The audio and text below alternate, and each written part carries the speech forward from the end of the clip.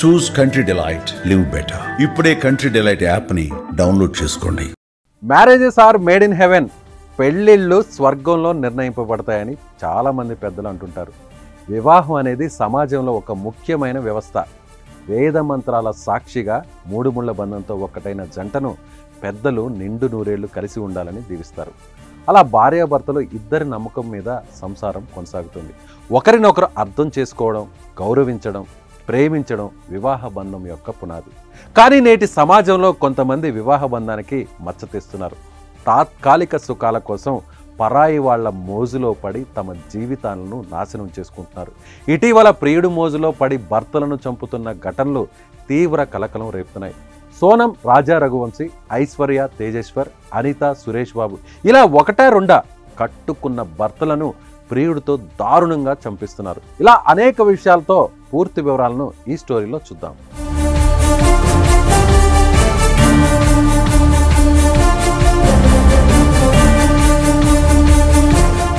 ఇటీవల దేశంలో జరుగుతున్న వరుస ఘటనలు చూస్తుంటే కుర్రాళ్లకు పెళ్ళంటే భయం పట్టుకుంది. ఒకవేళ పెళ్ళైనా హనీమూన్ అంటే వణికిపోతున్నారు. పెళ్లికి ముందే ప్రియుడితో ప్రేమాయణం నడిపించి పెద్దల బలవంతంతో మరో వ్యక్తిని పెళ్లి చేసుకుంటున్నారు. పెళ్ళయ్యాక వీళ్ళ అసలు రంగు బయట పెడుతున్నారు. పెళ్ళైన కొన్ని రోజులకే లవర్తో కలిసి కట్టుకున్న భర్తలను హత్య చేస్తున్నారు. వివాహేతర బంధాలు పచ్చని సంసారంలో చిచ్చు పెడుతున్నాయి. అన్యాయంగా భర్తలు బలైపోతున్నారు. అసలు వీళ్ళు పెళ్ళాలా, బ్రహ్మరాక్షసులా అన్న అనుమానాలు కూడా కలుగుతున్నాయి.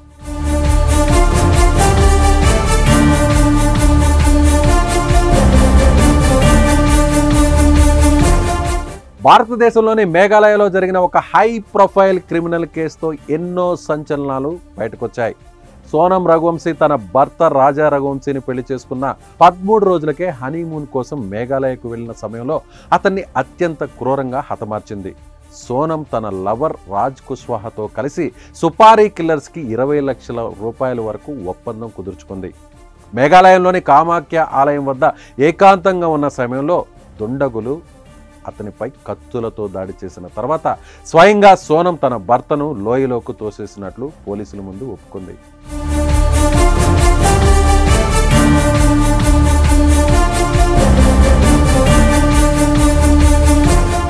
ఇక ఆంధ్రప్రదేశ్లోని అనంతపురంకు చెందిన సురేష్ బాబు అనే వ్యక్తిని అతని భార్య అనిత తన ప్రియుడు బాబా ఫక్రుద్దీన్తో కలిసి హత్య చేసింది. అక్కంపల్లిలోని కళ్యాణదుర్గం రోడ్డులో 43 ఏళ్ల సురేష్ బాబు ఒక సాధారణ హోటల్ నిర్వహిస్తున్నాడు. 10 ఏళ్ల క్రితం గోరిడెండ్ల నుండి సదాశివ కళానికి మకాం మార్చిన పండ్ల వ్యాపారి బాబా ఫక్రుద్దీన్తో అనితకు పరిచయం ఏర్పడింది. ఆ పరిచయం కాస్త వివాహేతర సంబంధానికి దారితీసింది. ఈ విషయం తెలుసుకున్న సురేష్ బాబు తన భార్యపై అనుమానం వ్యక్తం చేస్తూ వచ్చాడు. ఒక్కొక్కసారి గట్టిగా కూడా మందలించాడు. సురేష్ బాబు ఉంటే తమ ఎంజాయ్మెంట్కు ఎక్కడ అడ్డు వస్తాడో అని అతన్ని లేపేయాలని నిర్ణయించుకున్నారు అనిత, ఫక్రుద్దీన్. సురేష్ బాబు హోటల్ నుంచి ఇంటికి బైక్పై వస్తుండగా మధ్యలో అడ్డుకున్న ఫక్రుద్దీన్ స్క్రూ డ్రైవర్తో పొడిచి బండరాయితో కొట్టి హత్య చేశాడు. ఈ కేసును పోలీసులు 6 గంటల్లోనే ఛేదించారు. అనిత, ఫక్రుద్దీన్ను అరెస్టు చేశారు.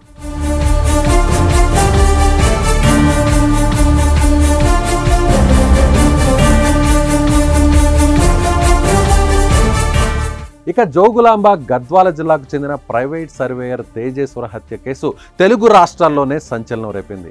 ఈ కేసులో తేజేశ్వర్ భార్య ఐశ్వర్య, ఆమె ప్రియుడు తిరుమలరావు మరియు సుపారీ గ్యాంగ్తో కలిసి హత్యకు కుట్ర పన్నినట్లు పోలీసుల దర్యాప్తులో తేలింది.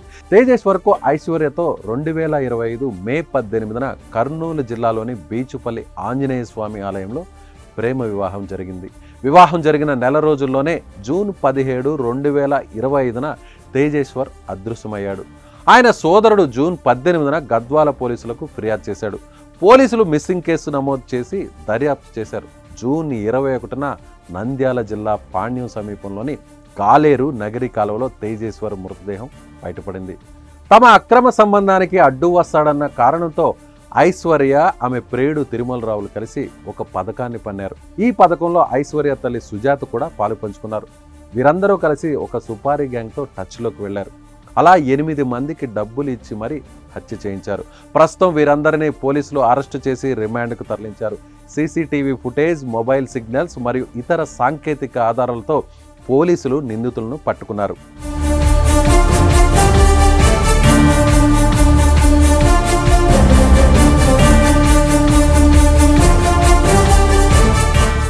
రాజస్థాన్లోని అల్వార్ జిల్లా కేర్లీ ప్రాంతంలో దారుణ ఘటన చోటు చేసుకుంది. ప్రియుడి మోజులో పడి కట్టుకున్న భర్తను తన 9 ఏళ్ల కొడుకు ముందే హత్య చేసింది. జూన్ 7న అర్ధరాత్రి వీరు అలియాస్ మాన్ సింగ్ జాతవ్ అనే వ్యక్తి తన ఇంట్లోనే అనుమానాస్పదంగా మృతి చెందాడు. విషయం తెలుసుకున్న పోలీసులు ఘటనా స్థలానికి చేరుకుని పరిశీలించారు. అయితే తన భర్త అనారోగ్య కారణంగా మృతి చెందినట్లు భార్య పోలీసులను నమ్మించే ప్రయత్నం చేసింది. చనిపోయిన మాన్ సింగ్ 9 ఏళ్ల కుమారుడు పోలీసులకు తన తల్లి గురించి అసలు విషయాలు చెప్పడంతో కేవలం 48 గంటల్లోనే ఈ హత్య వెనుకున్న వాస్తవాలను పోలీసులు వెలికితీశారు. అనిత ఒక చిన్న కిరాణా షాప్ నడుపుతుండగా స్థానికంగా ఉన్న కాశీ తరచూ ఆ దుకాణానికి వెళ్ళేవాడు. అలా వాళ్ళిద్దరి మధ్య స్నేహం ఏర్పడింది. ఆ స్నేహం కాస్త అక్రమ సంబంధానికి దారితీసింది. ఇందుకు భర్త అడ్డుగా ఉన్నాడని, తమ ఎంజాయ్మెంట్కు అడ్డు వస్తున్నాడని అతనిని చంపడానికి అనిత, కాశీ 4 కిరాయి హంతకులకు దాదాపు 2 లక్షల రూపాయలు సుపారీ ఇచ్చారు. జూన్ 7వ తారీఖున రాత్రి ప్లాన్ ప్రకారమే మాన్ సింగ్ను వీరందరూ చంపేశారు. తన ప్రియుడితో కట్టుకున్న భర్తను దారుణంగా హత్య చేసి డ్రమ్ములో సిమెంట్తో కప్పి దాచిన ఘటన తీవ్ర సంచలనం రేపింది. మేరట్కు చెందిన సౌరభ్, ముస్కాన్ 2016లో ప్రేమించి పెళ్లి చేసుకున్నారు.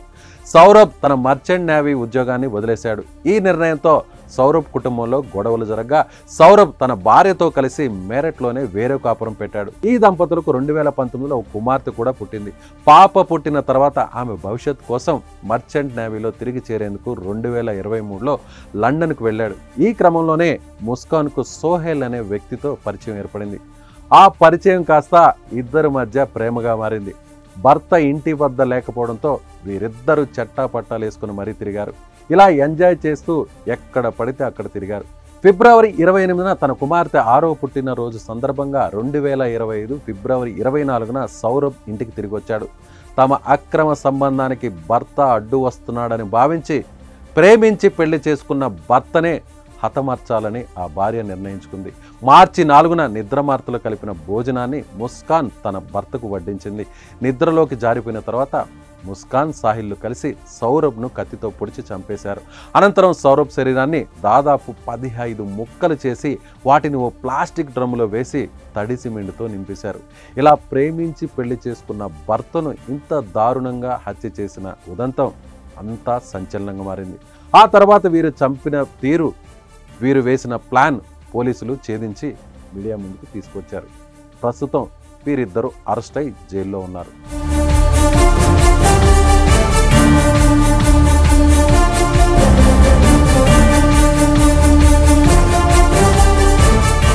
పెళ్ళంటే 100 ఏళ్ల బంధం. బంధుమిత్రుల సమక్షంలో ఒకరికి ఒకరు చనిపోయే వరకు తోడు ఉంటామని భగవంతుడి సాక్షిగా 3 ముళ్ల బంధంతో ఒకటవుతారు. ఈ మధ్య వివాహం జరిగిన కొన్నాళ్లకే దంపతుల మధ్య విభేదాలు రావడం, అక్రమ సంబంధాల నేపథ్యంలో ఒకరినొకరు చంపుకుంటున్నారు. ఇటీవల ప్రియుడి మోజులో పడి కొంతమంది మహిళలు క్షణికావేశంతో భర్తలను కడతీరుస్తున్నారు. కాదు పక్కా ప్లాన్తో భర్తలను చంపేస్తున్నారు.